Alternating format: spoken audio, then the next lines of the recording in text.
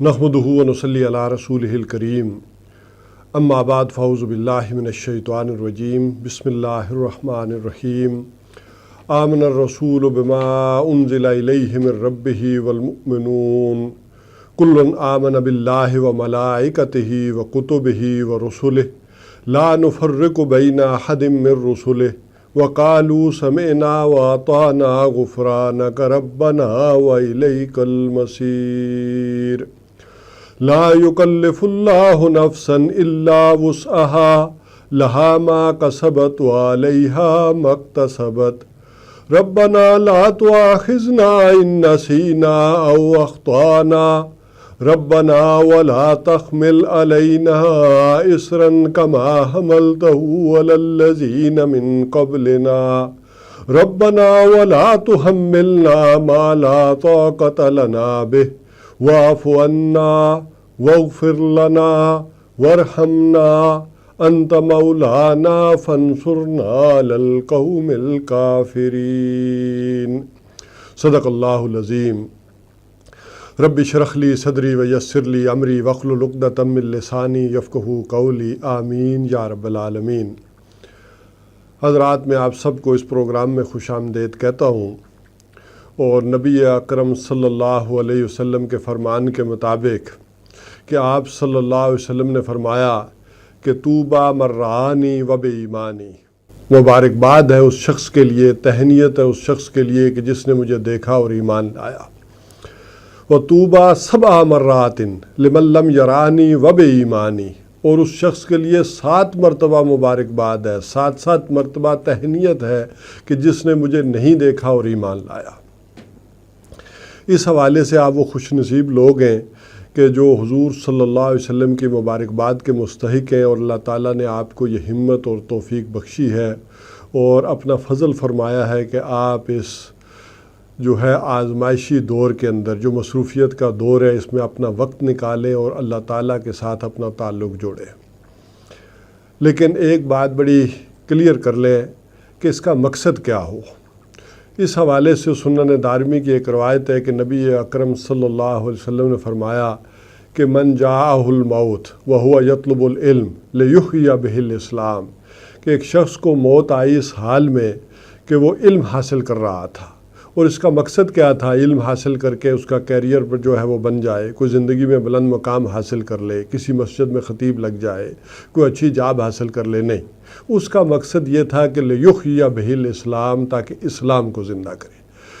تو بینہ و بین النبیین درجۃ واحدۃ فی الجنہ، اس کے اور انبیاء کے درمیان جنت میں صرف 1 درجے کا فرق ہوگا۔ ابھی اس نے کام نہیں کیا تھا، ابھی صرف حصول علم میں لگا ہوا تھا کہ موت آ گئی۔ تو یہ ہے وہ مقام اور مرتبہ اس کام کا کہ جس کام کے لیے آپ جمع ہوئے ہیں۔ میں کل کی باتیں جس طرح تمہیدی گفتگو سے آپ نے اندازہ لگا لیا ہے کہ کل کچھ آواز میں بھی پرابلم آئی، اور ہمارے جو پارٹیسپینٹس تھے، 1000 سے اوپر لوگوں نے رجسٹریشن کروائی تھی، لیکن 100 سے زیادہ ٹیکنیکلی کل آ نہیں پا رہے تھے، تو اس سب کو ایکوموڈیٹ جو کیا گیا ہے۔ تو آج میں کل کی گفتگو کا بھی پہلے 10 منٹ کے اندر، 15 منٹ کے اندر کل کی گفتگو کا بھی خلاصہ بیان کروں گا۔ تمہیدی بات کے طور پر پہلی بات میں نے عرض کی تھی کہ اس موضوع کی اہمیت کیا ہے۔ دیکھیے، دنیا میں کوئی بھی انسان ہے تو اگر اس کا جائزہ لیں گے اس کی شخصیت کا، چاہے وہ مسلم ہو غیر مسلم ہو، اور دیکھیں گے تو اس کی شخصیت کے 2 پہلو جو سامنے آئیں گے، ایک ہے اس کا علم اور ایک ہے اس کا عمل۔ اگر انسان وہ بیمار نہیں ہے، جیسے ایک آدمی فزیکلی بیمار ہو تو چل نہیں سکتا تو معذوری ہے، کوئی اسے اور تکلیف ہے، کوئی ٹانگ ٹوٹ گئی ہے، کوئی ہاتھ جو میں تکلیف ہو گئی ہے، یا کوئی ایسا پرابلم ہے کہ وہ چل پھر نہیں سکتا، بات نہیں کر سکتا یا سن نہیں سکتا، یا اور کچھ ایسے عوارض ہیں۔ اسی طرح ایک آدمی کہ جس کو علم حاصل ہو اور اس کا علم جو ہے، عمل جو ہے اس علم کے تابع ہوگا، وہ اس کے مطابق کام کرے گا۔ اسی کو ارسطو نے کہا کہ علم نیکی ہے، نالج از ورچو۔ اگر کوئی آدمی اس علم کے مطابق کام نہیں کر رہا تو گویا کوئی نہ کوئی اس کے اندر بیماری ہے، کوئی نہ کوئی معذوری ہے، اس کی شخصیت کے اندر کوئی خلا ہے، کوئی تھڑدلا پن ہے۔ تو بہرحال یہ علم اور عمل آپس میں دونوں جو ہے باہم مربوط ہیں۔ تو اس کا علم جتنا وسیع ہوگا اس کا عمل بھی اتنا ہی وسیع ہوگا، علم جتنا محدود ہوگا عمل بھی اتنا ہی محدود ہوگا۔ تو بہرحال علم اسلام میں اس علم صحیح کی اساس جو ہے وہ ایمان ہے۔ ایمان اصل میں ان حقائق کا نام ہے، علم الحقائق اسے کہتے ہیں، ان ماورائی حقائق کا نام ہے، ما بعد الطبیعتی حقائق کا نام ہے، جسے ایمان بالغیب بھی کہتے ہیں، کہ اس زندگی کی حقیقت کیا ہے، اس کائنات کی حقیقت کیا ہے، علم کی حقیقت کیا ہے، نیکی کی حقیقت کیا ہے۔ یہ جو علم الحقائق ہے اس کا نام ہے ایمان۔ اور ایمان نہ صرف انسان کو علم الحقائق سے روشناس کرواتا ہے، بلکہ اس کا دوسرا پہلو یہ ہے کہ یہ انسان کو ایک جذبہ محرکہ، ایک موٹیویٹنگ فورس بھی دیتا ہے۔ تو یہ دونوں چیزیں ہیں جو ایمان جو ہے وہ ہمیں مہیا کرتا ہے۔ دوسری چیز جو تمہیدی طور پر میں نے عرض کی تھی وہ یہ تھی کہ ان مجالس کے اندر ہم شروع میں تو ایمانیات ثلاثہ کی جو نریشن ہے وہ ہوگی، یعنی ایمانیات ثلاثہ کا بیان ہوگا ایک موٹیویشنل انداز میں، لیکن پھر اس کے بعد ایمان کی تعریف اور اسی طرح ایمان کی جو لغوی بحث ہے، اسی طرح اصطلاحی بحث ہے، یا جو ایمان کے متعلق مباحث ہیں، ایمان کا امن سے تعلق ہے، جہاد سے تعلق ہے، ان پر بات ہوگی۔ اور تیسرے حصے میں ایمان کے ذرائع کیا ہیں، ایمان وجود میں کیسے آتا ہے، کمپوننٹس آف ایمان کیا ہے، اسی طرح ایمان اگر کسی شخص کے اندر راسخ ہو جائے، ایمان اس کے اندر ہو تو اس کے ثمرات کیا ہوں گے، مضمرات کیا ہوں گے، کیا اس کی شخصیت کے اوپر پھل اور پھول ہیں جو لگیں گے، تو ان کے اوپر جو ہے وہ گفتگو ہوگی۔ تیسری بات میں نے عرض کی تھی کہ آج جس دور سے ہم گزر رہے ہیں، آج کی اصل آزمائش ذہنی، فکری اور علمی ہے۔ آج اس طرح کی جو ہے تشدد والی آزمائش نہیں ہے۔ آج تو اتنا تشدد انسان برداشت ہی نہیں کر سکتا۔ اتنا تشدد اگر اس پر ہو جو سابقہ امتوں پر رہا، یعنی کسی شخص کا گوشت جو ہے، کھال جو ہے لوہے کی کنگھی سے نوچ دی جائے، آرا سر پر رکھ کر زندہ انسان کو چیر دیا جائے، کوئی تپتے انگاروں پر لٹا دیا جائے، تو اس سے پہلے ہی آج کا انسان مر جائے گا۔ انسان رفتہ رفتہ جو آگے بڑھے ہیں، زمانے نے ترقی کی ہے، ایوولوشن ہوا ہے، تو جسمانی صحت انسان کی کمزور ہوتی چلی گئی ہے۔ آج اس طرح کی آزمائشیں سہ نہیں سکتا، وہ پہلے ہی جو ہے وہ ختم ہو جائے گا۔ اس حوالے سے ذرا جان لیں کہ آج کی اصل آزمائش جو ہے وہ ہے، اور یہ دعا بھی ہے، اسی طرح یہ جو آیات میں نے پڑھی اس کے آخر میں یہ جو بات آئی کہ ربنا ولا تحمل علینا اسرا کما حملتہ علی الذین من قبلنا، پروردگار ہم پر وہ بوجھ نہ ڈالیو جو ہم سے پہلے لوگوں پر تو نے ڈالا، اور ہم پر وہ بوجھ بھی نہ ڈالیو جو ہماری استطاعت سے اور طاقت سے پائر ہو۔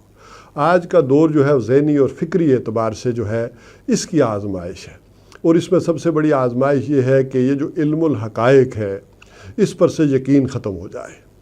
اور اسی طرح میں نے وہ برڈلے کی کتاب کا حوالہ بھی دیا تھا، اپیرنس اینڈ ریئلٹی کے حوالے سے، کہ وہ چیزیں جو نہ ان آنکھوں سے دیکھی جا سکتی ہیں، نہ ان کانوں سے سنی جا سکتی ہیں، وہ ان آنکھوں سے دیکھنے اور کانوں سے سنی والی جانی والی چیزوں سے زیادہ حتمی اور یقینی ہیں۔ تو یہ ایمان درکار ہے۔ آج کل کے دور میں یہ جدید مفکرین جتنے بھی رہے ہیں، انہوں نے اس بارے میں غلط فہمیاں پیدا کر دی، چاہے وہ ڈارون تھا، چاہے وہ مارکس تھا، چاہے وہ ایڈلر تھا، چاہے فرائڈ تھا، چاہے والٹیر اور روسو تھے، ان سب نے انسان کو حیوان ثابت کرنے کی کوشش کی اور اصل اہمیت اس کائنات کو دی، اس دنیا کی زندگی کو دی۔ یہ وہ شے تھی کہ جو علم الحقائق سے ہٹ کر انسان کی ساری توجہ ان چیزوں پر ہو گئی۔ تو یہ ہے آج کی آزمائش، اور ہم اس آزمائش میں پوری طرح سے جو ہے وہ کھپے ہوئے ہیں۔ یہ جو علامہ اقبال نے کہا تھا کہ فتنہ دانش حاضر سے آگاہ ہوں میں، تو چونکہ میں ڈالا گیا ہوں اس میں مثل خلیل، تو یہ جو آج کی آگ ہے، نمرود کی آگ، حضرت ابراہیم علیہ السلام کی جو آگ تھی، اس کی بجائے آج یہ آگ ہے کہ جس کے اندر ہمارا نوجوان جو ہے وہ سلگ رہا ہے، وہ تڑپ رہا ہے، وہ انگاروں پر لوٹ رہا ہے۔ اس حوالے سے جان لیں کہ یہ جو ایمانیات پر ہم نے گفتگو شروع کی ہے، یعنی بنیادی طور پر 3 ایمانیات ہیں، اس پر ہم گفتگو کر چکے تھے۔ جو پہلا حصہ ہے یعنی ایمان باللہ پر،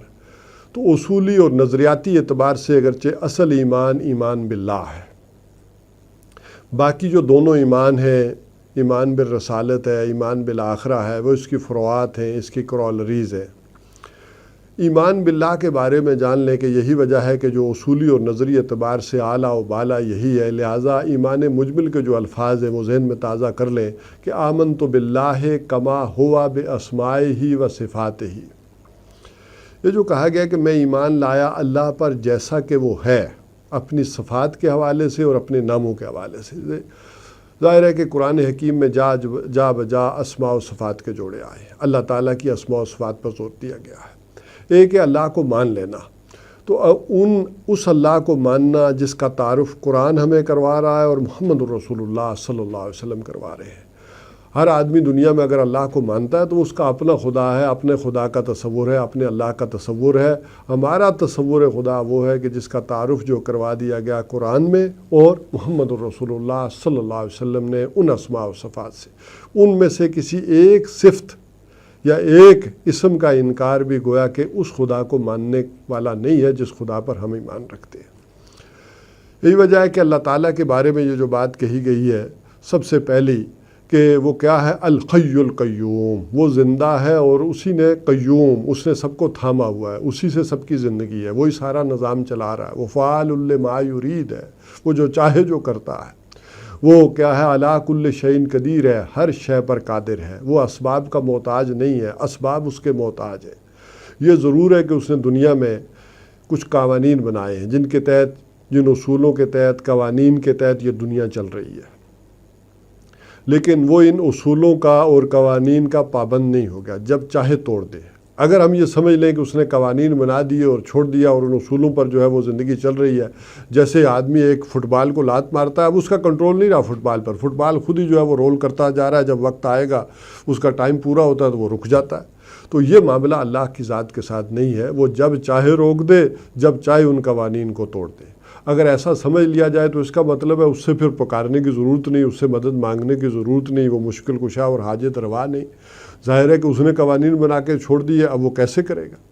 تو اس انداز سے کہ اللہ تعالیٰ ہمارے ساتھ ہے یہ یقین ہو، اور اسباب اور وسائل سے زیادہ اس کے اوپر یقین ہو، یہ ہے اصل ایمان باللہ۔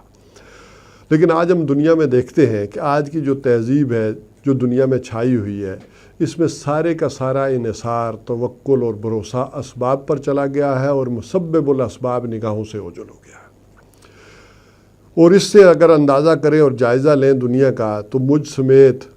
یہ ڈر لگتا ہے کہ کتنے ہی لوگ ہوں گے جن کا ایمان سلامت رہ گیا ہوگا۔ اگر دیکھیں تو ہم سب کا ایمان جو ہے زیادہ تر وسائل پر اور اسباب پر ہے، مسبب الاسباب پر نہیں ہے۔ اگرچہ اسباب اور وسائل کی نفی نہیں ہے، وہ اپنے طور پر پورے کیے جائیں گے، لیکن ان پر بھروسہ نہ ہو، ان پر جو ہے وہ توکل نہ ہو۔ ایمان نام ہے توکل کا، یقین کا، کہ وہ اللہ کی ذات کے اوپر ہو۔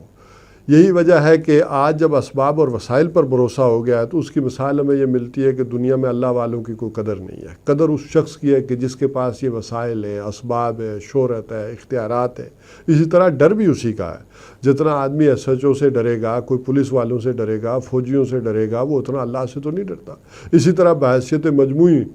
بحیثیت قوم اگر ہم دیکھیں تو سارے کے سارے، وہ پولیس ہو، ہم پولیس والوں سے ڈر رہے، فوج والوں سے ڈر رہے، لیکن وہ فوج ہو، پولیس ہو، قوم ہو، سیاستدان ہو، وہ سارے کے سارے ہو سکتا ہے امریکہ سے ڈر رہے ہو، اللہ سے نہ ڈر رہے ہو، چائنا سے ڈر رہے ہو، انڈیا سے ڈر رہے ہو۔ تو یہ والا معاملہ جو ہے اس انداز میں اگر دیکھیں گے تو آج زیادہ تر ڈر اور خوف وہ جس کے پاس اختیارات ہیں، جس کے پاس یہ اسباب و وسائل ہیں، ان کا ہے، اللہ پر نگاہ۔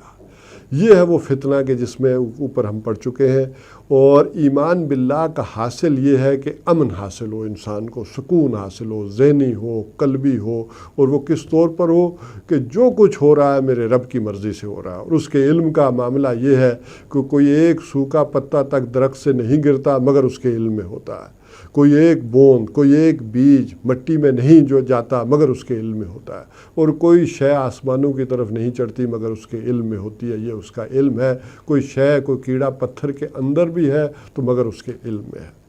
تو یہ اس کا علم ہے، یہ یقین، یہ ایمان اللہ کی ذات پر ہو کہ سارے وسائل نہ بھی ہوں تب بھی وہ میری مدد کرے گا۔ کلا انا،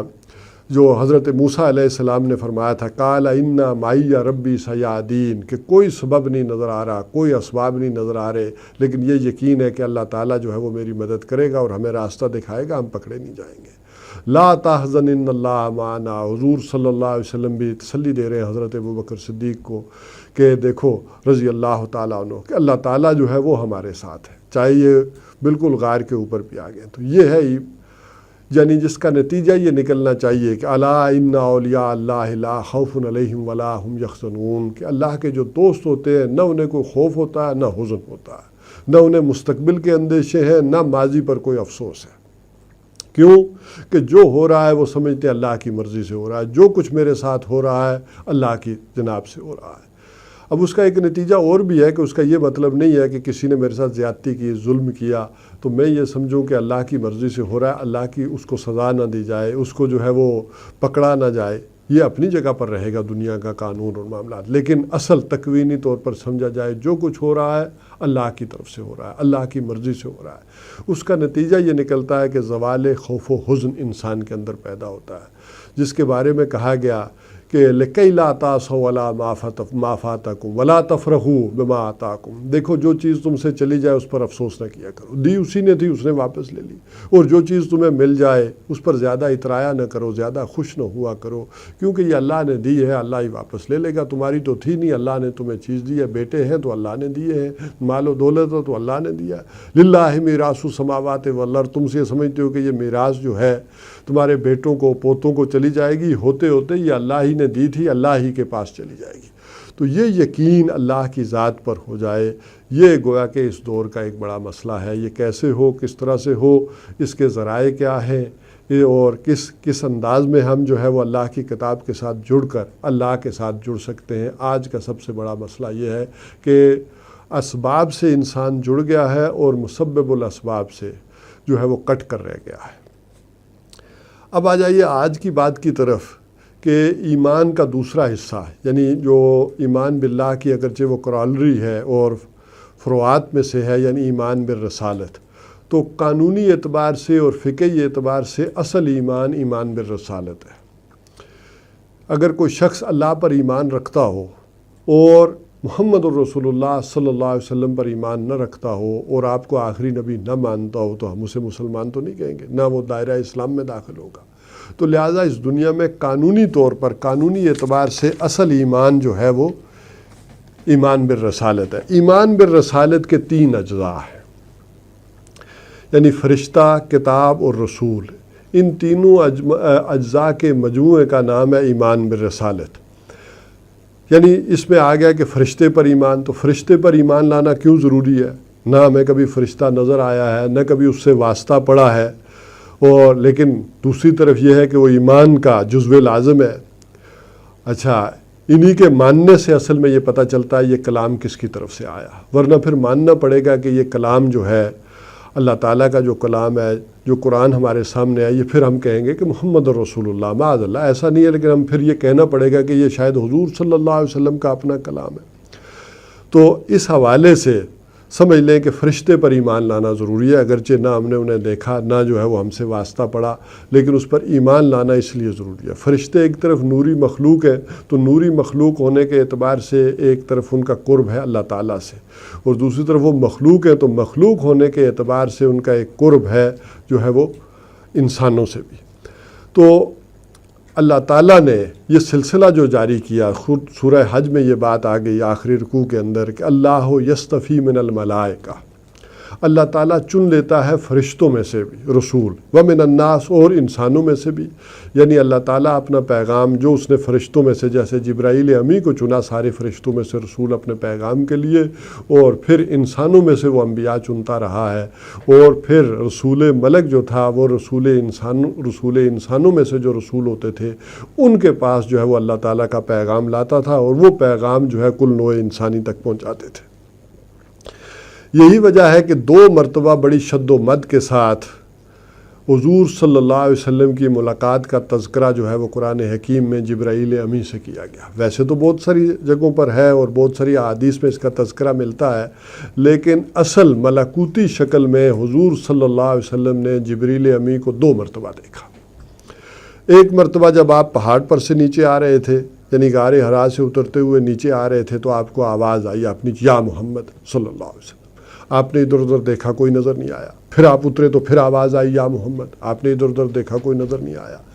اسی طرح جب تیسری مرتبہ آواز آئی تو آپ کی نگاہ اوپر پڑی ہے افق آسمان پر، تو آپ نے دیکھا کہ جبریل امی جو ہے وہ پورے افق پر چھائے ہوئے۔ دوسری مرتبہ آپ نے انہیں دیکھا ہے سدرۃ المنتہا پر، جب آپ معراج پر گئے ہیں تو وہاں ملاقات ہوئی ہے، وہاں ان کی اصلی شکل میں دیکھا۔ ویسے تو جبریل امی حضرت دحیہ کلبی کی صورت میں بھی جو ہے وہ انسانی صورت میں بھی آپ کے پاس آتے تھے، لیکن یہ اس کا تذکرہ کیوں کیا گیا؟ وہ اس وجہ سے کہ آپ کی ملاقات جو ہے وہ جبریل امی سے ثابت ہو جائے، یعنی ثابت تو ہے ہی ہے لیکن ہمارے سامنے بھی یہ شد و مد کے ساتھ آ جائے کہ یہ کلام اللہ کا ہے اور جبریل کے لیے سے انہو نزلہ علی قلبک، اس نے تو اس کو نازل کیا ہے آپ کے قلب مبارک پر۔ اور جبریل امی کی تعریف کی گئی کہ بڑی قوت والے ہیں، ذو مرہ، بڑے جو ہے ذو قوہ، بڑی قوت والے اور بڑے امانت دار ہیں، اور عرش والے جو ہے وہ ان کی باتوں کو بھی مانتے ہیں، وہ فرشتوں کے سردار ہیں۔ تو جبریل امی کی یہ شد و مد سے تعریف اس انداز میں کی گئی اور حضور صلی اللہ علیہ وسلم سے ملاقات جو ہے وہ ثابت کی گئی۔ اس کو بالکل اس انداز میں سمجھ لیں کہ جس طرح ہم کہتے ہیں کہ فلاں بات جو ہے وہ حدیث رسول صلی اللہ علیہ وسلم ہے، تو اس کو ثابت ہم کیسے کرتے ہیں کہ یہ فلاں آدمی نے فلاں سے سنا، فلاں نے فلاں سے سنا، فلاں نے فلاں تابعی سے سنا، اور فلاں تابعی نے فلاں صحابی سے سنا، اور فلاں صحابی نے محمد الرسول اللہ صلی اللہ علیہ وسلم سے سنا۔ تو یہ پوری سند ہے، یہ ترک ہے جو سیدھا کہ چلا جاتا ہے محمد الرسول اللہ صلی اللہ علیہ وسلم تک، کہ یہ بات آپ صلی اللہ علیہ وسلم تک پہنچتی ہے۔ پھر اس پر بحث ہوتی ہے کہ ان کی ملاقات ہوئی بھی ہے یا نہیں، وہ ہم اثر تھے، ایک علاقے کے رہنے والے تھے یا دور دراز علاقے کے، تو سفر بھی ہوا یا نہیں، ملاقات ہوئی بھی یا نہیں۔ تو یہ جو حدیث اللہ ہے، یہ جو ہمارے پاس اللہ کا پیغام آیا ہے، یہ جس ذریعے سے آیا ان کی ملاقات بھی ہوئی ہے کہ نہیں ہوئی۔ یہی وجہ ہے کہ حضرت ابوبکر صدیق رضی اللہ تعالیٰ عنہ سے جب واقعہ معراج ہوا تو لوگ بڑے خوش ہوئے جو مشرکین تھے، اور حضرت ابوبکر صدیق رضی اللہ تعالیٰ عنہ کے پاس گئے کہ سنتے وہ جو تمہارے صاحب ہیں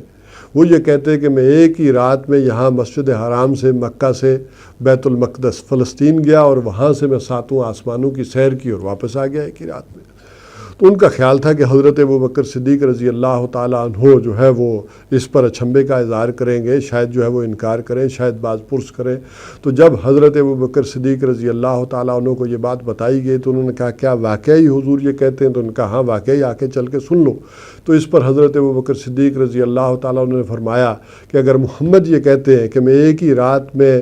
یہاں سے فلسطین گیا اور وہاں سے 7 آسمانوں پر، تو وہ سچ کہتے ہیں، یہ ایسا ہی ہوا ہوگا۔ اس کی وجہ سمجھ لیں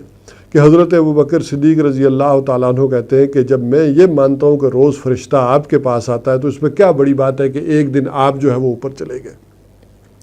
تو لہٰذا یہ تصدیق ہے محمد الرسول اللہ صلی اللہ علیہ وسلم کی۔ یہی وجہ ہے کہ جو ایمان کی ایک تعریف کی جاتی ہے وہ یہ ہے کہ التصدیق بما جاء بہ النبی صلی اللہ علیہ وسلم۔ ایمان نام ہے کہ آپ صلی اللہ علیہ وسلم نے جو خبریں دی، جو باتیں لائی ہیں، ان کی تصدیق کا نام اصل میں ایمان ہے۔ اسی طرح یہ اصل میں حضرت آدم علیہ السلام سے اللہ تعالیٰ نے وعدہ کیا تھا۔ سورہ بقرہ کے 4 رکوع میں آیا کہ جب ہم نے اللہ تعالیٰ نے فرشتوں سے یہ مشورہ کیا کہ میں زمین میں جو ہے وہ ایک خلیفہ بنانے والا ہوں، تو فرشتوں نے کچھ اعتراض بھی کیے۔ اس پر اللہ تعالیٰ نے کہا کہ میں خالی اس کو خلافت ہی نہیں دے رہا، وَعَلَّمَ آدَمَ الْأَسْمَاءَ كُلَّهَا، آدم کو علم بھی دے رہا ہوں۔ تو یہ دنیاوی علم پوٹینشلی بالقوہ حضرت آدم علیہ السلام کو دے دیا گیا، یہ نسل آدم کو جو ہے وہ میراث قرار دے دی گئی، رکھ دیا گیا۔ لیکن یہ علم جو ترقی کرے گا، جو سوالات پیدا ہوں گے، تو بہت ساری ایسی چیزیں کہ جن کے بارے میں کہا گیا کہ تم فیصلہ نہیں کر سکو گے۔ اس کی چھوٹی سی میں مثال اگر سمجھانے کے لیے دوں تو وہ یہ ہے کہ ایک انسان کو اگر فیصلہ کرنا پڑ جائے کہ وہ اپنی وراثت کس کو منتقل کرے، اس کے سامنے بیوی بھی بیٹھی ہوئی ہے، ماں بھی بیٹھی ہے، باپ بھی بیٹھا ہے، بچے بھی بیٹھے ہیں، اور اسی طرح بڑے بھائی بھی بیٹھے ہیں، تو اب مسئلہ آ جاتا ہے کہ وہ اپنی وراثت ان میں سے کس کو دے اور کس طرح سے دے، کس انداز میں تقسیم کر کے دے۔ دیکھیں، والدین کہیں گے کہ ہمیں دو، ہم نے تمہیں پالا پوسا ہے، کیا کیا تمہارے لیے نہیں جھیلا۔ بڑا بھائی کہے گا کہ میں نے سارے اخراجات برداشت کیے ہیں۔ اولاد کہے گی ہمارے لیے کیا چھوڑ کر جا رہے ہو۔ بیوی اٹھ کھڑی ہوگی کہ دیکھیے جی، میں نے آپ کے لیے جو ہے اپنا پورا گھر چھوڑا، بہن بھائی چھوڑے، خاندان چھوڑا، آپ میرے لیے اپنی وراثت نہیں چھوڑ سکتے، اپنی چیزیں مجھے نہیں دے سکتے۔ تو ایک انسان کے لیے بڑا مسئلہ بن جائے گا۔ ہو سکتا ہے کہ کوئی ایک ماں کو دے، کوئی دوسرا بیوی کو دے، تیسرا باپ کو دے، چوتھا بڑے بھائی کو دے، کوئی اولاد کو دے۔ تو اللہ تعالیٰ نے کہا یہ فیصلہ تم نہیں کر سکتے، لہٰذا اللہ تعالیٰ نے وراثت کے قوانین ہمیں دیے، تو اب سارے اس پر راضی ہیں۔ یہ بڑا سکھ والا معاملہ ہمارے لیے ہو گیا، ہمیں فیصلہ کرنا پڑ جاتا تو کتنی مشکل میں ہو جاتے۔ تو اسی طرح اللہ تعالیٰ نے فرمایا کہ بہت ساری چیزیں ایسی ہیں کہ جن کے بارے میں تم نہیں جانتے، تم نہیں سمجھ سکتے۔ تم یہ سوال اٹھاؤ کہ یہ کائنات کا آغاز کیسے ہوا، اس کائنات کی حقیقت کیا ہے، زندگی کی حقیقت کیا ہے، علم کی حقیقت کیا ہے، نیکی کی حقیقت کیا ہے، تم نے مرنے کے بعد کہاں جانا ہے، یہی زندگی ہے یا کوئی اور زندگی بھی ہے؟ تو یہ وہ جوابات ہیں کہ جو تمہیں اس دنیاوی علم سے نہیں ملیں گے، اس کے لیے تمہیں ایک اور علم چاہیے۔ تو اور اسی طرح جب یہ دنیا ترقی کرتی رہے گی اور کچھ سوالات پیدا ہوں گے، یہ زمانہ جو علامہ آدم الاسماء کلھا والا علم جو ہے وہ آگے بڑھے گا تو اور پیدا ہوں گے۔ جب تم جو ہے وہ سیکھ لو گے سود لینا، بے حیائی، تو اب اس کے متعلق بھی تمہیں قوانین کی ضرورت ہوگی، تمہارے لیے اصلاح کی ضرورت ہوگی کہ وہ ہدایات بھی دی جائے۔ تو لہٰذا اسی رکوع کے آخر میں فرمایا فَإِمَّا يَأْتِيَنَّكُم مِّنِّي هُدًى فَمَن تَبِعَ هُدَايَ فَلَا خَوْفٌ عَلَيْهِمْ وَلَا هُمْ يَحْزَنُونَ۔ تو جب کبھی بھی تمہارے پاس میری جانب سے ہدایت آئے تو جس کسی نے اس ہدایت کی پیروی کی اس کے لیے نہ کوئی خوف ہوگا اور نہ کوئی حزن ہوگا۔ تو یہ اللہ تعالیٰ کا وعدہ تھا کہ اللہ تعالیٰ بھیجتا رہے گا اپنی جانب سے ہدایت، اور وہ ہدایت لے کر آیا ہے فرشتہ۔ اور فرشتہ کس کے پاس وہ ہدایت لے کر آتا ہے؟ کتاب کی صورت میں یا پیغام کی صورت میں رسول کے پاس لے کر آتا ہے۔ تو جو بھی ہدایت آتی تھی کسی بھی نبی پر، پہلے وہ خود اس پر انسان ہونے کے ناطے خود بھی اس پر عمل کرتے اور پھر اس کا تقاضا کرتے، لوگوں سے بھی اس کا تقاضا کرتے کہ وہ عمل کریں، اور رسول ہونے کے ناطے وہ دوسروں تک پہنچاتے۔ لہٰذا جو بھی رسول دنیا میں آئے وہ اس دعوے کے ساتھ آئے کہ انا اول المومنین انا اول المسلمین، کہ میں ہوں کہ سب سے پہلے اس بات پر ایمان لانے والا، میں ہوں سب سے پہلے جو ہے سر تسلیم خم کرنے والا، فرما برداری اختیار کرنے والا، جو بھی اللہ کا حکم آیا ہے اور اسی کا وہ تقاضا کرتے۔ اللہ نے چونکہ ان کو معین کیا تھا تو وہ عمل کر کے تاکہ بتائیں کہ عمل کیسے کرنا ہے۔ مثلا نماز کا حکم دیا اللہ تعالیٰ نے، تو اب انبیاء ہمیں بتائیں کہ نماز پڑھنی کیسے ہے۔ جیسے محمد الرسول اللہ صلی اللہ علیہ وسلم نے کہا کہ صلو کما رأیتمونی اصلی، نماز ایسے پڑھا کرو کہ جیسے مجھے پڑھتے ہوئے دیکھتے ہو۔ اسی طرح زکوٰۃ وہ دینی کیسے ہے؟ اللہ تعالیٰ نے حکم تو دے دیا کہ زکوٰۃ دو، لیکن دینی کتنی ہے، سال بعد دینی ہے، مہینے بعد دینی ہے، پرسنٹیج کتنی دینی ہے، حج کیسے کرنا، روزہ کیسے رکھنا، یہ وہ احکامات ہیں کہ جس پر عمل کر کے محمد الرسول اللہ صلی اللہ علیہ وسلم نے جو ہے وہ ہمیں بتایا۔ اب رسول کو ماننے کا ایک تقاضا ہے، اور وہ ماننے کا تقاضا کیا ہے؟ اس کا مطلب یہ ہے کہ ان کی اتباع کی جائے، ان کی پوجا نہیں ہے، ان کی پرستش نہیں ہے، نہ ان کی عبادت ہے، لیکن پیروی ہے۔ پیروی اس لیے ہے کہ اللہ تعالیٰ نے جو ہے انہیں ہدایت دی، انہوں نے اللہ تعالیٰ سے ہدایت پائی اور صراط مستقیم جو ہے وہ معین کی، لہٰذا ان کے ماننے کا اصل تقاضا جو ہے وہ اصل معاملہ جو ہے وہ یہ ہے کہ اتباع کہتے ہیں کہ حضور صلی اللہ علیہ وسلم کی پیروی، جن چیزوں میں آپ نے حکم دیا اور جن چیزوں میں نہیں دیا، یہ اتباع کا ذرا بڑا وسیع مفہوم ہے کہ حضور صلی اللہ علیہ وسلم کی پیروی کی جائے۔ جہاں تیرا نقش قدم دیکھتے ہیں، خیاباں ارم دیکھتے ہیں، تو آپ کے نقش پا کی پیروی کرنا، یہ ہے اتباع۔ لہذا اتباع کا تقاضا کیا ہے؟ اس کو اس بات سے سمجھ لیں کہ ایک اہل ایمان کو سب سے زیادہ محبت اللہ سے ہونی چاہیے، والذین آمنوا اشد حبا للہ، کہ اہل ایمان شدید ترین محبت میں ہوتے ہیں اللہ سے، لیکن اللہ کے بعد ان کی شدید محبت ہوگی محمد الرسول اللہ صلی اللہ علیہ وسلم سے۔ یہی وجہ ہے کہ حضرت انس سے جو روایت ہے اس میں حضور صلی اللہ علیہ وسلم نے فرمایا لا یؤمن احدکم حتی یکون احب الیہ من والدہ و ولدہ والناس اجمعین، تم میں سے کوئی مومن نہیں ہو سکتا اس وقت تک کہ یہاں تک کہ میں محبوب نہ ہو جاؤں اس کے والدین سے، اس کے اولاد سے اور ساری کی ساری نوع انسانی سے، یعنی دنیا میں جتنی بھی چیزیں ہیں ان سب سے زیادہ محبوب ہو جائیں محمد الرسول اللہ صلی اللہ علیہ وسلم۔ اس میں ایک دلچسپ واقعہ ہے جو میں آپ کے گوش گزار کرنا چاہتا ہوں۔ کہا جاتا ہے کہ ایک مرتبہ حضرت عمر رضی اللہ تعالیٰ عنہ سے پوچھا حضور صلی اللہ علیہ وسلم نے کیا تمہیں مجھ سے جو ہے وہ سب سے زیادہ محبت ہے، اپنے والدین سے بھی اپنی اولاد سے بھی؟ تو اس پر حضرت عمر رضی اللہ تعالیٰ عنہ نے فرمایا کہ جی حضور مجھے سب سے زیادہ آپ سے محبت ہے۔ تو پھر حضور نے پوچھا کیا تمہارے اپنے آپ سے بھی؟ یعنی اگر تم اپنے آپ سے بھی تو محبت کرتا ہے انسان، تمہارے اپنے آپ سے بھی جو ہے وہ مجھ سے زیادہ محبت ہے یا خود سے زیادہ ہے؟ تو اس پر حضرت عمر رضی اللہ تعالیٰ عنہ سوچ میں پڑ گئے اور تھوڑی دیر سوچنے کے بعد کہا ہاں حضور مجھے اپنے آپ سے بھی زیادہ آپ سے محبت ہے۔ کسی نے پوچھا کہ یہ کیسے آپ نے اندازہ لگایا، کیسے سوچا؟ تو انہوں نے کہا کہ دیکھیے میں نے سوچا کہ اگر سامنے سے دو تیر آئیں، ایک حضور صلی اللہ علیہ وسلم کی طرف آئے، ایک میری طرف آئے، تو بہرحال جان اچھی لگتی ہے، میں اپنے آپ کو بچاؤں گا اس تیر سے۔ لیکن پھر میں نے سوچا کہ اگر ایک تیر سامنے سے آئے اور حضور صلی اللہ علیہ وسلم کی طرف آئے تو میں یہ چاہوں گا کہ وہ مجھے لگے، حضور صلی اللہ علیہ وسلم کو لگے۔ تو جب میں نے یہ سوچا کہ وہ تیر میرے آر پار ہو، مجھے لگ جائے اور میں حضور صلی اللہ علیہ وسلم کے سامنے جا کر کھڑا ہو جاؤں، تو اب میں نے حضور صلی اللہ علیہ وسلم سے کہا کہ مجھے اپنے آپ سے بھی زیادہ آپ سے محبت ہے۔ البتہ اس کا پتہ کیسے چلے گا کہ حضور صلی اللہ علیہ وسلم سے جو محبت ہے، وہ جو اتباع ہے، تو وہ کیسے کرنا ہے، اس کا اندازہ کیسے ہوگا؟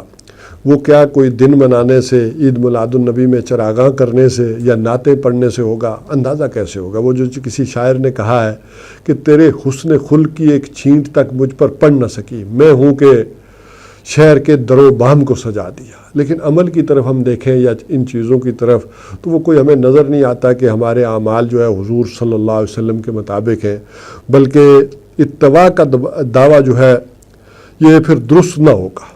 کہ اگر ذرا ہم دیکھیں کہ نہ ہماری شکل و صورت، نہ طرز بود و باش، نہ رہن سہن یہ محمد الرسول اللہ صلی اللہ علیہ وسلم کے لائے ہوئے طریقہ کار کے مطابق اگر نہیں ہے، تو پھر یا شاید یہ اتباع اور گھر والا معاملہ جو ہے نہ ہمارا گھر جو ہے حضور صلی اللہ علیہ وسلم کے طریقے پر ہو، نہ ہماری منڈیاں اس طریقے پر ہوں، نہ تجارت اس طریقے پر چل رہی ہو، نہ سیاست اس طریقے پر چل رہی ہو، نہ ملک کا عدالتی نظام اس پر چل رہا ہو، تو کیسے بحیثیت قوم، بحیثیت مجموعی ہم دعویٰ کر سکتے ہیں کہ ہمیں محمد الرسول اللہ صلی اللہ علیہ وسلم سے محبت ہے، یا ہم آپ کا اتباع کرنے والے ہیں، یا ہم آپ کے امتی ہیں؟ محبت ہے تو آپ صلی اللہ علیہ وسلم کو آئیڈیل مانو، ورنہ پھر آئیڈیل کوئی اور ہے۔ کیونکہ جس کو انسان آئیڈیل مانتا ہے اسی جیسا بننے کی کوشش کرتا ہے، اسی جیسا ہونے کی کوشش کرتا ہے۔ اور دنیا میں یہ ہوتا رہا ہے کہ جو قومیں اپنے لیڈروں سے محبت کرتی ہیں انہی جیسی واسکٹ پہنتی ہیں، انہی جیسی ٹوپی پہنتی ہیں، انہی جیسے جو ہے وہ ماؤ زیتونگ کی واسکٹ، نہرو کی کیپ، یہ جو ہے اس کا انداز جو ہے وہ اختیار کیا جاتا ہے۔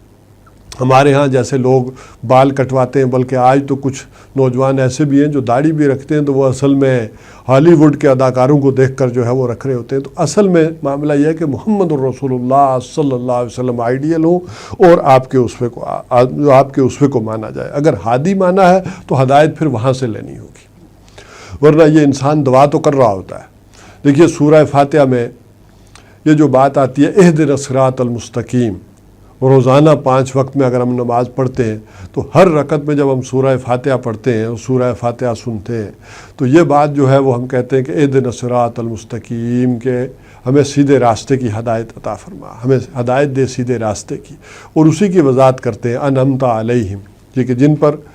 جو نے انعام کیا، یعنی ان لوگوں کا راستہ ہمیں دکھا کہ جن پر تو نے انعام کیا، ان لوگوں کا راستہ نہ دکھانا، غیر المغضوب علیہم ولا الضالین، یعنی ان لوگوں کا راستہ نہ دکھانا جو مغضوب علیہم ہوئے، جن پر تیرا غضب ہوا اور جو ہے وہ گمراہ ہوئے، ان کے پر نہ جانا۔ اور قرآن ہمیں بتاتا ہے کہ منم یافتہ لوگوں کا راستہ کیا ہے، وہ ہمارے سامنے کھلا پڑا ہو اور اس کو چھوڑ کر جو ہے وہ ہم راستہ اختیار کریں مغضوب علیہم و لوگوں کا اور ولضالین لوگوں کا، تو پھر کیا ہوگا ہماری اس نماز کا، کیا ہوگا ہماری اس دعا کا جو ہم پکارتے ہیں کہ نماز میں تو ہم کہیں کہ ہمیں سیدھا راستہ دکھا، اور صراط الذین انعمت علیہم، راستہ ان لوگوں کا جن پر تو نے انعام کیا، انعم اللہ علیہم من النبیین والصدیقین والشہداء والصالحین، لیکن راستہ جو ہے ہم عملاً اس وقت جو ہے وہ دوسری قوموں کا کہ جو گمراہ ہیں اور جن کے اوپر اللہ کا غضب ہوا، یہودیوں کا، ان کا راستہ جو ہے وہ اختیار کر رہے ہیں۔ یہی وجہ ہے کہ حضور صلی اللہ علیہ وسلم نے فرمایا کہ جسے میری سنت پسند ہے اسے مجھ سے محبت ہے، اور وہی شخص جو ہے وہ میرے آخرت میں میرے ساتھ ہوگا۔ اور امام مالک رحمہ اللہ کا قول ہے کہ حضور صلی اللہ علیہ وسلم کی سنت اصل میں سفینہ نوح کی مانند ہے، کہ جس طرح اس کے اندر جو بھی بیٹھ گیا، جو بھی چڑھ گیا اس سفینہ نوح کے اندر، تو وہ بچ گیا، اس عذاب سے بچ گیا، اس مصیبت سے بچ گیا، وہ جو طوفان آیا تھا اس سے بچ گیا۔ اور اسی لیے شاید حضور صلی اللہ علیہ وسلم نے فرمایا، حضرت ابو ہریرہ رضی اللہ تعالیٰ عنہ سے روایت ہے اور یہ بخاری شریف کی روایت ہے کہ کل امتی یدخلون الجنہ الا من ابا، کہ میرا ہر ایک امتی جو ہے وہ جنت میں داخل ہوگا سوائے اس کے کہ جو خود انکار کر دے۔ اس پر صحابہ بڑے حیران ہوئے کہ کون امتی ہوگا کون فرد ہوگا کہ جو خود جنت میں داخل ہونے سے انکار کر دے؟ تو اس پر حضور صلی اللہ علیہ وسلم نے فرمایا ومن آتانی دخل الجنہ، جس نے میری اطاعت کی وہ جنت میں داخل ہوگا، ومن عصانی فقد ابا، اور جس نے میری نافرمانی کی اس نے گویا انکار کر دیا جنت میں داخل ہونے سے۔ ایمان بالرسالت کا اصل تقاضا کیا ہے؟ کہ تشخص، پہچان، دنیا میں پہچان ہو جائے کہ آپ کس کے امتی ہیں، آپ کو دیکھ کر پتہ چل جائے کہ آپ کس کے امتی ہیں۔ یہ دنیا میں جو علادگی ہے وہ کس بنیاد پر ہے؟ وہ رسالت ہی کی بنیاد پر علادگی ہے کہ یہ کس کے امتی ہیں، یہ حضرت موسیٰ علیہ السلام کے امتی ہیں، یہ حضرت عیسیٰ علیہ السلام کے امتی ہیں، یہ محمد رسول اللہ صلی اللہ علیہ وسلم کے امتی ہیں۔ اور کسی کو دیکھ کر اگر یہ پتہ ہی نہ چلے کہ یہ کس کا امتی ہے تو پھر سوچنا پڑے گا۔ تو ایمان بالرسالت پھر اس کا کیا ہوا؟ حضور صلی اللہ علیہ وسلم کا طرز عمل سمجھ لیں کہ کیا تھا کہ آپ صلی اللہ علیہ وسلم نے اس تشخص کو اس قدر جو ہے وہ امفیسائز کیا، اس قدر اس کے اوپر زور دیا۔ عام طور پر آپ صلی اللہ علیہ وسلم کا معمول تھا کہ شریعت کے اندر اگر کوئی حکم نہیں آیا ہوتا تھا تو آپ صلی اللہ علیہ وسلم سابقہ شرائع کی پیروی کرتے۔ حضرت موسیٰ علیہ السلام کی شریعت میں دیکھتے کہ یہ حکم وہاں پر کیسے تھا، اس پر عمل پیرا ہوتے، اس کا حکم دیتے۔ لیکن جہاں تک تہذیب و تمدن کا تعلق تھا، طرز بود و باش کا تعلق تھا، رہن سہن کا تعلق تھا، اس میں ایک ایک چیز آپ نے علیحدہ کی اور مخالفت کی، اس سے علیحدہ چلے۔ یعنی اگر یہودی ایسے کھاتے ہیں تم ایسے کھاؤ، وہ ایسے کرتے ہیں تم ایسے کرو، وہ ایسے پہنتے ہیں تم ایسے پہنو، وہ ایسے سر پر ٹوپی پہنتے ہیں تم ایسے پہنو۔ یعنی طرز بود و باش میں اس چیز کی مخالفت کی، اور یہ بات اس انداز سے بھی نظر آتی ہے کہ دیکھ کر پتہ چل جانا چاہیے۔ اور یہ واقعہ حضرت عمر رضی اللہ تعالیٰ عنہ کے دور کا بھی ہے کہ آج جس طرح ہم غیروں کی جو ہے وہ پیروی کرتے ہیں، ان کے طرز بود و باش کو اختیار کرتے ہیں، ایک وقت میں جس وقت مسلمان اوپر تھے، ان کا لوہا دنیا میں مانا جاتا تھا، ان کے پاس قوت تھی، تو دنیا ان کی پیروی کرتی تھی، ان جیسا انداز اختیار کرتی تھی۔ تو حضرت عمر رضی اللہ تعالیٰ عنہ نے منع کر دیا کہ کوئی بھی اہل کتاب، کوئی بھی غیر مسلم مسلمانوں جیسا جو ہے وہ طرز لباس، اس کا چہرہ مورا مسلمانوں جیسا نہ اختیار کرے۔ گویا کہ جب میں نکلوں ریاست کے اندر تو دیکھ کر ہی پتہ چل جائے کہ کون مسلمان ہے اور کون غیر مسلم ہے۔ ان جیسا حلیہ جو ہے کہا گیا کہ مسلمانوں جیسا وہ اختیار نہ کریں گے۔ آج جس طرح کے حکم ہے کہ مسلمان جو ہے ان غیروں جیسا حلیہ اختیار نہ کریں، جس کو علامہ اقبال نے کہا کہ وضع میں تم ہو نصارہ تو تمدن میں ہنود، یہ مسلمان جنہیں دیکھ کر شرمائیں یہود۔ یہ ہے آج کا ایک معاملہ۔ تو ایمان بالرسالت کا اصل معاملہ یہ ہے کہ پہچان، کہ انسان کی پہچان ہو کہ وہ کس نبی سے تعلق رکھتا ہے۔ یہ پہچان ہے، وہ دیکھ کر اگر نظر آ رہا ہے تو معاملہ جو ہے وہ ظاہری اعتبار سے یہ ہوگا کہ وہ ایمان بالرسالت پر قائم ہے، ورنہ پھر دعوے ہیں اور باتیں ہیں۔ ایمان بالرسالت کا معاملہ یہ ہے کہ ماننا ہے تو پھر ساری تفاصیل سے کے ساتھ مانو۔ یہ نہیں ہے کہ کچھ مانیں گے کچھ نہیں مانیں گے، یہ پورا پیکیج ہے، ٹیک اٹ اور لیو اٹ، پورا ہول پیکیج کہ محمد الرسول اللہ صلی اللہ علیہ وسلم نے جس طرح کے نماز پڑھنے کا حکم دیا، جس طرح کے وضو کرنے کا طریقہ سکھایا، جس طرح کے حکومت کرنے کا طریقہ سکھایا، جس طرح کے تجارت کرنے کا طریقہ سکھایا، جس طرح کے عدل کرنے کا طریقہ سکھایا، یہ ایز اے ہول پورے پیکیج کے طور پر ہمیں اپنانا ہوگا۔ ورنہ ہو سکتا ہے کہ انفرادی زندگی میں تو ہم اس حضور صلی اللہ علیہ وسلم کی پیروی کر رہے ہوں، ایمان بالرسالت کے اوپر جو ہے وہ چل رہے ہوں، لیکن بحیثیت مجموعی تو اس وقت نظر آ رہا ہے کہ پوری دنیا میں ہم ایمان بالرسالت کے اوپر نہیں چل رہے، اور علمی اور فکری اعتبار سے ہمارا کوئی زیادہ تعلق جو نظر آتا ہے وہ رہا نہیں۔ ایک جذباتی تعلق بہرحال اس امت کے اندر اب بھی موجود ہے، اور بدقسمتی یہ ہے کہ ہمارے ہاں ایسے دانشور بھی موجود ہیں کہ جو کہتے ہیں کہ نبی اکرم صلی اللہ علیہ وسلم صرف اس وقت تک کے لیے تھے اور ان کی اتباع اس وقت تک کے لیے لازم تھی۔ قرآن ابدی ہے اور قرآن کی ہدایات، اور ان میں سے بھی قرآن کی اخلاقی ہدایات، وہ جو قوانین تھے، جو چیزیں تھیں، وہ صرف اس وقت تک کے لیے تھے۔ اور یہ اصل میں شیطان کا ہتھکنڈا رہا ہے، یہ شیطان کا ایک پروپیگنڈا رہا ہے کہ وہ ایمان بالرسالت کو جدا کر دے۔ یہی وجہ ہے کہ اس نے یہودیوں کو پٹی پڑھائی اور یہودیوں نے تعریفیں شروع کی اللہ تعالیٰ کی کتاب میں، جہاں انہیں پیروی کا حکم تھا، جہاں ان قوانین کو وہ جو جو حضرت موسیٰ علیہ السلام کی شرائع تھی ان سے کیسے ڈیویٹ کریں، کس طرح نکلیں، یہ انہوں نے تعریفات کی۔ اسی طرح بلکہ اس کی انتہا کر دی عیسائیوں نے کہ انہوں نے پوری شریعت ہی اڑا دی، پوری شریعت ہی ختم کر دی۔ نتیجہ یہ نکلا کہ رسولوں کی اہمیت دنیا میں کم ہو کر رہ گئی۔ یہ ظاہر ہے عیسائیوں کی بڑی ایک اکثریت ہے، اور انہوں نے اس انتہا پر گئے کہ محبت میں تو انہوں نے خدا کا بیٹا بنا دیا حضرت عیسیٰ علیہ السلام کو، لیکن عملاً کیا کیا؟ عملاً پوری کی پوری شریعت منسوخ کر کے رکھ دی جو رسولوں کے ذریعے ان تک پہنچی تھی۔ اور پھر جب ان کی اہمیت ہی رسولوں کی کم ہو گئی تو ان کی توہین کی جانے لگی، ان دنیا میں انہیں گالیاں دی جانے لگی۔ اب یہ ہے وہ شے جو ان کے ہاں تو رائج ہو چکی، اور وہ اس کا برا محسوس نہیں کرتے۔ وہ کہتے ہیں کہ ہمارے ہاں ہم یہودی ہیں، ہمیں وہ کتنی بڑی بڑی گالیاں جو ایسی ایسی دیتے ہیں کہ جو زبان پر انسان لا نہیں سکتا۔ اسی کا مطالبہ ہے کہ جو اب پھر ہم سے بھی شروع ہو گیا ہے کہ جب ہم کہتے ہیں ہم رسولوں کو اتنی اہمیت نہیں دیتے ہیں تو تم مسلمان کیوں دیتے ہو؟ اصل میں اس ساری کوشش کا معاملہ یہ ہے کہ رسالت کے ساتھ سے کاٹا جائے،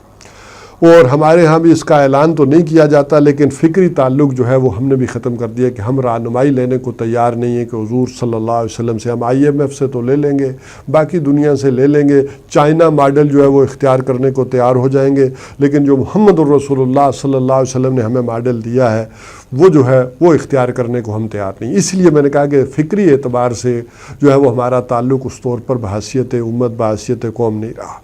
وہ چاہے ہم سعودیہ کے ماڈل کی طرف توجہ دیں کہ عبداللہ کی باتیں تو سارے مان لیتے ہیں، ہماری باتیں کیوں نہیں مانی جاتی ہیں؟ یعنی سلیمان کی جو باتیں ہیں وہ مان لیجیے، عبداللہ بن سلیمان کی باتیں، محمد بن سلیمان کی باتیں تو مان لی جاتی ہیں۔ بہرحال ایک جذباتی تعلق جو امت مسلمہ کا رہ گیا ہے وہ بھی ختم کرنے کی کوشش کی جا رہی ہے۔ اب یہ ہے امتحان، یہ ہے آزمائش جو آج کے دور کی ہے، وہ جس سے ہم گزر رہے ہیں۔ بہرحال حضور صلی اللہ علیہ وسلم سے جو بھی جذباتی تعلق ہے اور جو بھی اس بنیاد پر ایک تہذیب جو ہے وہ وجود میں پائی ہے، اصل میں ایمان بالرسالت کے نتیجے میں ایک تہذیب ہے اور ایک تمدن ہے جو ارتقا پاتا ہے۔ تمہارا طرز بود و باش کیا ہوگا، طرز رہائش کیا ہوگا، پہننے کا طریقہ کیا ہوگا، چہرہ مورا کیسا ہوگا، یہ پوری ایک تہذیب ہے جو وجود میں آتی ہے۔ اور بہرحال اس بچی کھچی تہذیب کے پیچھے بھی دنیا پڑی ہے، اور حضور صلی اللہ علیہ وسلم نے خبر دی تھی کہ یہ تہذیبیں ٹکرائیں گی۔ یہ جو ہے نا کلیش آف سویلائزیشن، یہ ہو کر رہے گا۔ یہ محمد الرسول اللہ صلی اللہ علیہ وسلم کی جو تہذیب ہے جس کو دبانے کی کوشش کی جا رہی ہے، جس سے جذباتی تعلق بھی ختم کرنے کی کوشش کی جا رہی ہے، اور یہ اگر ہم اس بنیاد سے جڑے رہیں گے، اور جس طرح حضور صلی اللہ علیہ وسلم نے فرمایا کہ ما انا علیہ و اصحابی، کہ اس راستے پر ہم رہیں گے، علیکم بسنتی و سنت الخلفاء راشدین المہدیین، کہ تم پر لازم ہے کہ مضبوطی سے پکڑے رکھو میری سنت کو اور میرے جو خلفاء تھے ان کی سنت کو، جو مہدیین راشدین، وہ جو میرے خلفاء گزرے ہیں ان کی سنت کو مضبوطی سے پکڑے رکھو۔ تو یہ جو لوگ بھی پکڑے رکھیں گے، پھر کیا معاملہ ہوگا کہ یہ تہذیبیں جو ہے وہ کلیش آف سویلائزیشن ہوگا، اور وہ بڑی جنگ ہو کر رہے گی اس کے نتیجے میں، چونکہ علیحدگی جو ہے وہ اصلاً ایمان بالرسالت کی بنیاد پر ہے دنیا میں، اور یہ ٹکراؤ جو ہے وہ وجود میں آ کر رہے گا، اور جس کی خبریں دی حضور صلی اللہ علیہ وسلم نے۔ اور یہی وجہ ہے کہ ایمان بالرسالت سے، حضور صلی اللہ علیہ وسلم سے اپنی راہ جدا کر لینے کا نام ہی تفرقہ ہے۔ وہ چاہے جمہوریت کو سامنے رکھ کر کیا جائے، چاہے جو ہے وہ عقل پرستی کو سامنے رکھ کر کیا جائے، چاہے سائنٹزم کو سامنے رکھ کر کیا جائے، چاہے لبرلزم کو رکھ کر اور روشن خیالی کے نام پر یہ تفرقہ کیا جائے، یا جمہوریت کے نام پر تفرقہ کیا جائے، حضور صلی اللہ علیہ وسلم سے اصل تفرقہ یہ ہے جو دنیا میں وجود میں آ چکا ہے۔ وہ ہمیں اور شیطان نے پٹی پڑھا دی کہ یہ جو حنفی ہیں، یہ دیوبندی ہیں، یہ بریلوی ہیں، یہ مالکی، یہ تفرقہ نہیں، یہ اختلاف ہے، علمی اختلاف ہے۔ اصل تفرقہ تو یہ ہے جو سیاسی بنیادوں پر دنیا میں وجود میں آ چکا، جو مالیاتی بنیادوں پر دنیا میں آ چکا، عدالتی نظام کی بنیاد پر دنیا میں آ چکا، لبرلزم اور فاشزم کے نام پر دنیا میں وجود میں آ چکا یہ، اور وہ کیا ہے؟ حضور صلی اللہ علیہ وسلم سے اپنی راہ کو جدا کر لینا۔ انشاءاللہ العزیز کل یعنی نہیں اگلے ہفتے جو 2 ہمارے پیریڈ ہوں گے، اس میں پھر ہم ایمان کی جو تیسری ڈائمنشن ہے، تیسری کرالری ہے ایمان باللہ کی، ایمان بالآخرہ، اس پر جو ہے وہ گفتگو کریں گے۔ اللہ تعالی ہمیں نبی اکرم صلی اللہ علیہ وسلم کے ساتھ جو ہمارا تعلق ہے، جس طرح جذباتی تعلق ہے، علمی اور فکری اعتبار سے بھی ہمارا تعلق آپ صلی اللہ علیہ وسلم سے جڑ جائے۔